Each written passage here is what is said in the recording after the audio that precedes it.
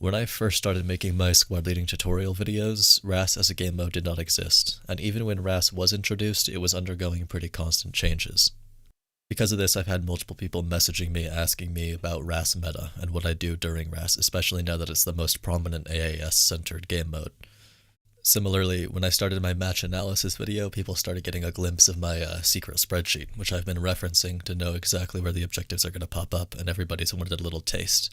I've had multiple people emailing me or direct messaging me on Reddit or wherever people can get a hold of me, asking me to release it publicly or to share how I know so much about RAAS lanes. Well, this has been in the pipeline for a while, but today is the day that I release both.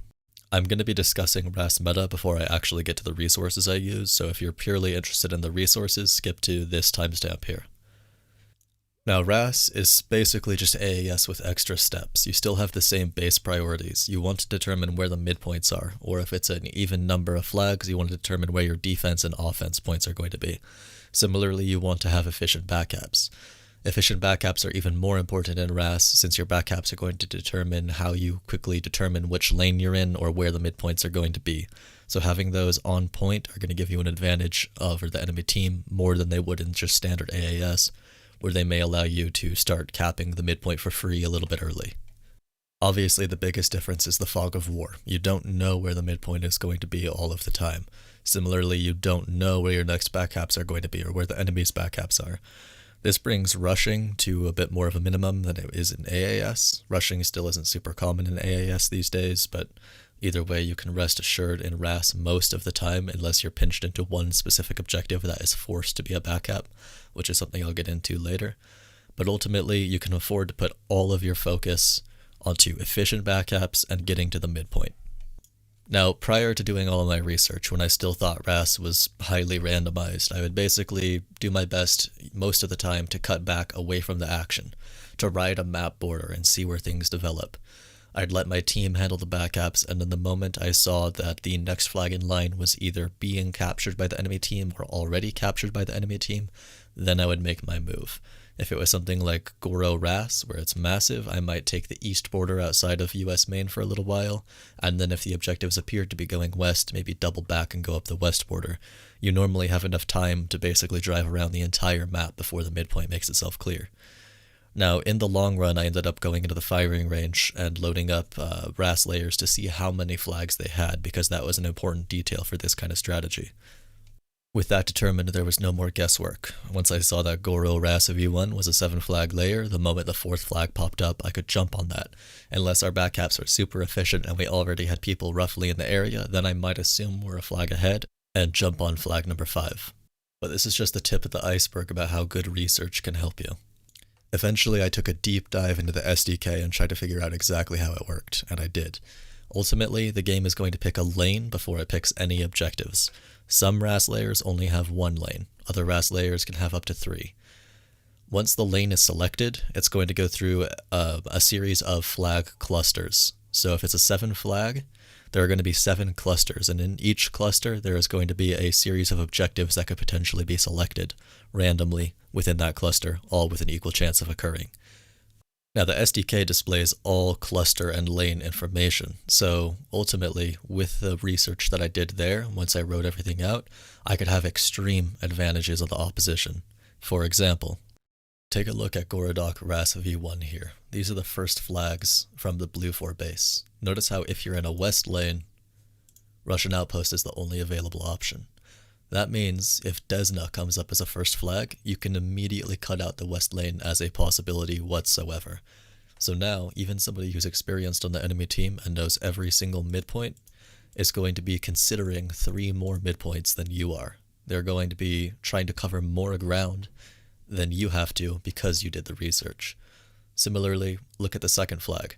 Something like Wolfhead Rock, if you know where this is in-game, that might not necessarily outrule an east lane for you if you're just looking at it visually or geographically. Wolfhead Rock still looks like it could go east across the river, but with the spreadsheet and with the data, you now know that you're locked into a central lane, and you have yourself down to 1 midpoint cluster that you need to be concerned about. And that's just a demonstration of how you can get an advantage on one map. Understanding all maps is a whole different ballgame. If you load up Gorodok V1, Gorodoc v2 and Gorodoc v5, you're going to see something that looks pretty similar on all of them. The main base locations are the exact same for 1 and 2, just different factions, and then on v5, one's up to the top left corner, but ultimately you would expect these to have fairly similar RAAS layouts, when in reality they couldn't be any more different. RAAS 1 is a 7 flag 3 lane that can go anywhere on the map. RAAS 2 is a single lane that tends to zigzag around but always has the same cluster of midpoints. And RAAS v5 is possibly one of the most linear RAAS layers on a large map that you will discover. The midpoints will always be in the Neva area, and the other objectives are easy to memorize just from a couple of playthroughs even without data. They couldn't be any more different, yet they all look very similar at a glance. Now this spreadsheet is far from perfect. It doesn't display where the flags are, and it can be very challenging for a newer player to make sense of what's being listed here. And ultimately, I started dreaming of kind of a visualized website, a way to graphically display this information that's intuitive and ultimately easy to understand for even a beginner player. But I have no knowledge of web design. I have no money to pay somebody to actually handle it for me. So I put that on the back burner, and I started releasing my match analysis videos, and more people started requesting access to this spreadsheet. And I decided, all right, what the hell, I'll release it, but at the very least, if I'm not going to do anything visual with it, I want to make sure it's 100% up to date. So I started re-downloading the SDK so that I could edit everything, and I checked my email and saw something very surprising. A man by the name of Tim reached out and contacted me and said that he had seen the videos and seen how big of an advantage that RAAS information could give, and had worked on a kind of prototyping a website, a visual interface that could allow people to see lanes and clusters in an intuitive fashion, exactly like I had envisioned. He sent me the first iteration of the website, and I looked through it and immediately reached out to him. Now, he actually automated the process to reach into the SDK and pull all of the lane, cluster, layer information, etc. The difficulty with this is that the SDK has a bit of a spaghetti code issue, quite a few issues with naming consistencies, and the automated process worked for a handful of layers, maybe 4 or 5, and all of the rest of them had some kind of error from the system. They were all pretty close, but all of them needed manual refinement.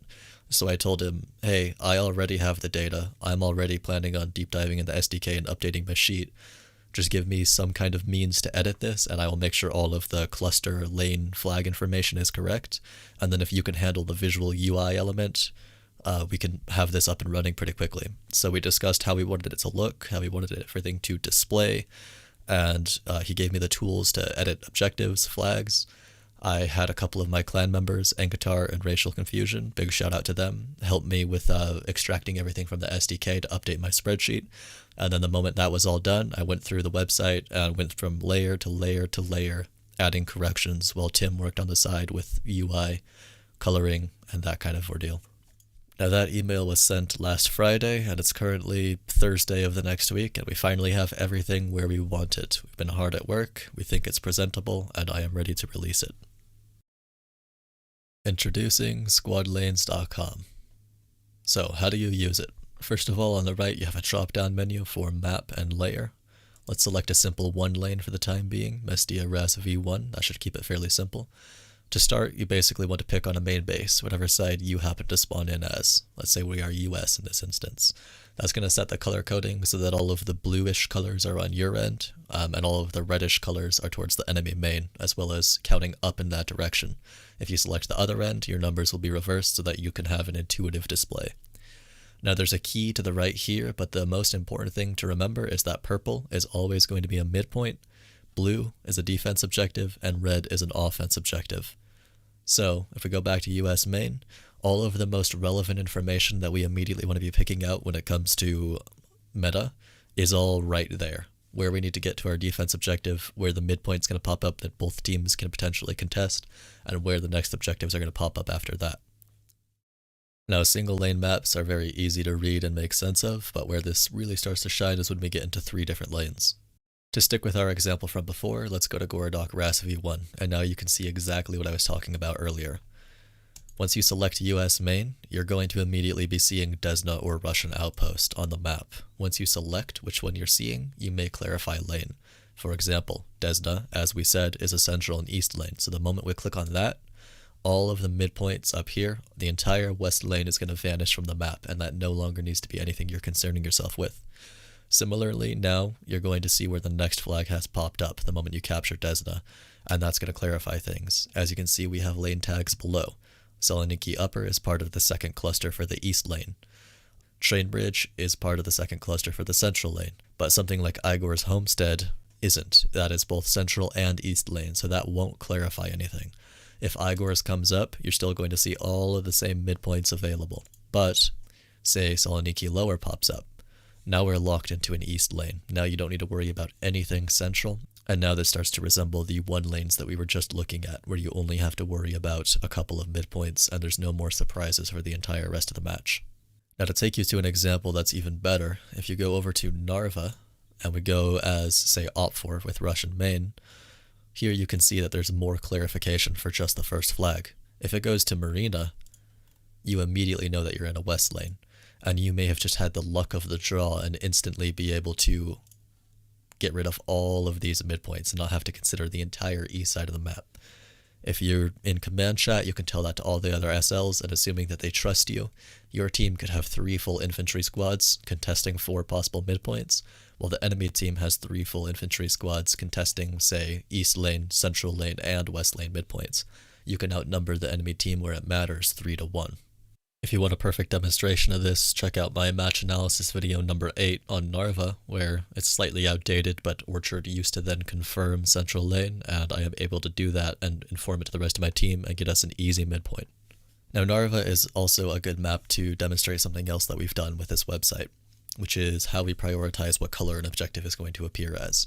If you look at an objective like downtown storefronts, or honestly several of these midpoints, they could potentially be 2 different depths depending on the lane. See, in an east lane, this is a 3rd flag and a midpoint, but in a central lane, this is a 2nd flag, which is a defense flag. Now we have a simple system for choosing color priority. If it's a clickable flag, if it's next in line, regardless of where you are, if it's the next flag that you can be selecting, then it's going to display as that color, regardless of what else it is in other lanes, because that is the most important information if you're taking it step by step from main. But assuming it's not clickable and it's not a next flag, it's always going to prioritize a midpoint, as that is arguably the most important thing to be visualizing when you look at this. If it's not a midpoint, it's always going to prioritize a defense flag, and then next in line is an offense flag. A demonstration of this is actually Gorodok RAAS V1 again, I believe. If I remember correctly, I think from US main, river fortification, it cannot be a midpoint, but it can be a defense point in a central lane or an offense point in a east lane. So while it's still ambiguous and it could be either lane, it's going to display in the priority as a defense flag, because I believe that not knowing where a defense flag is could give you a big disadvantage, whereas not knowing where an offense flag is could lose you a potential advantage. In order of priority, I believe the defense objective is slightly more important to be visualizing. But the moment we clarify to the game that we are in fact in an east lane, you will immediately see it switches to red and displays as an offense objective, because there's no longer conflicting information. Similarly, if you look at the possible lanes to the right here, you can usually visualize this just by looking at the map, but it will tell you all of the potential lanes that you could be in, for example, central and east. Now, even if you don't agree with our color scheme, you can still zoom in and see the hard data here, 3C, 5E, so you can still make your own decisions based on that.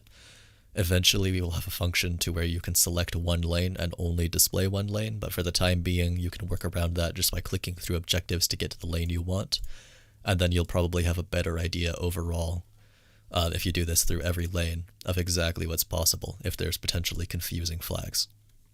Similarly, if you just want the raw data, the spreadsheet is on the right here.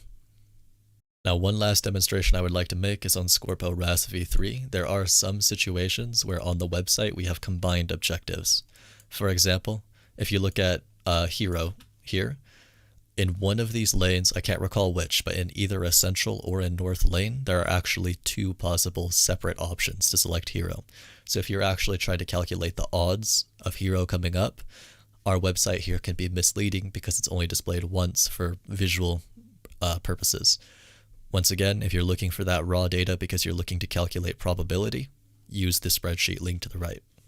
Now, if you go through the maps, you may notice that we have no CAF layers or CAF-specific maps. Some CAF layers are listed in the spreadsheet, but they are not in the SDK, so there's a lot more manual work involved in determining how those work. So you may be able to find a few in our spreadsheet, and I'm going to continue updating our spreadsheet with more calf layers as we go on. But for the time being, none of them are going to be on the website. And similarly, you may notice that on Fallujah, there's only RAAS v2 and RAAS v3. That's because Fallujah RAAS v1 has a potential split objective within a single cluster. You've known that if you've ever played Fallujah RAAS v1, you've probably seen it. And we're not entirely sure both how that's calculated within the SDK and how we're going to make that work with our visual interface. So for the time being, if you want to see all the potential flags, go to the spreadsheet. It's still there, but it's not going to be visually displayed. Now, there's plenty of places for this site to go in the future, and we are looking at a series of updates we can do to try to make this even more intuitive or easier to use or add new features. For example, I did mention that I eventually want to have a lane display, and that could be very useful for something like Kohat RAAS 1. This is a 3-lane objective, but the confusing part is that all 3 lanes have a different number of objectives, which means 2 of them have purple midpoints, east lane and central lane. But on the west lane, because it's a 6 flag, you have a defense going against an offense. So you might, if you're just looking at purple, get a little bit confused on this layer, and eventually we would like to add a checkbox next to central, east, and west here, where you can manually select a lane just to look at that specific one, so that you can quickly check through those and get a good overview of the map as a whole, so that you have a deeper understanding of it and then can make more sense of our visualization here. Another feature that I would love to add to the site, but you can also do on your own, is using conditional probability to determine lane. This sounds a little bit complicated, and it kind of is, but if you bear with me here, I'll try to explain it. Now, because the game will pick lane before it will pick objective, something like Russian Outpost and Desna here are not equally likely to occur. There are more lanes in which Russian Outpost occurs than there are that Desna occurs, so Russian Outpost is a more likely flag option. This is just used for one particular objective and isn't that useful, but you can also work with the same logic but work backwards to try to determine what lane you're in if you already know your objective. For example, Russian Outpost is the only option for a west lane, but is one of 2 options for an east and a central lane, which means if Russian Outpost is selected, you are more likely to be in a west lane than an east or a central. The exact math here is 50%, 25%, 25% for west, central, east. This is useful information because now you can prioritize west lane to some extent and feel reasonably safe about it because it's the most likely thing that can occur. This would be an awesome thing to be calculating in the fly on the website. I would love to add a percentage chance next to all possible lanes up here, and it would also lead to other possibilities. For example, we could calculate the odds to the next objective. You have to take 25% for all centrals and then divide them between them, 25% for all easts and divide them between them, and then 50% for all wests and divide them between them. And then any objective that's in both lanes, you have to add both of those percentages. So it can get a little bit complicated with the math, but you could do it really quickly on the fly through a program, and it could be useful. For example, right now, we're looking at 25% chance of it going to Boars and 25% chance of it going to Western Spy Farm, because there's a 50% chance of a west lane and only 2 possible backups there, so those are both highly probable. But in something like an eastern lane, where there's 3 potential objectives and it's only a 25% chance, each lane or each objective is going to have a significantly smaller probability of happening. Similarly, because Western Spy Farm shares in a central lane, it's also going to get the 25% central divided by 3, whatever that number comes to, is going to be added to the 25% that Western Spy Farm already represented, thus making it the most likely next objective. Once again, this is stuff that you can do yourself with some basic to advanced math, but ultimately it's something that I would love to have on this site in the future calculated for you if we have the time to develop it. Anyway, with all of that said, enjoy the website. We spent a lot of time putting it together, so let me know if you have any ideas for other things we can add. If you see any errors, there's links on the right to all of the appropriate channels to submit them, or you can just send me an email, bhm.captain@gmail.com, and let us know what you think. In the comments of this video, tell me how you think it works out, if there's any issues, anything you would change. Just keep us posted on what you think of it. We're very eager to see it used, and we've been working pretty hard on it, so have fun.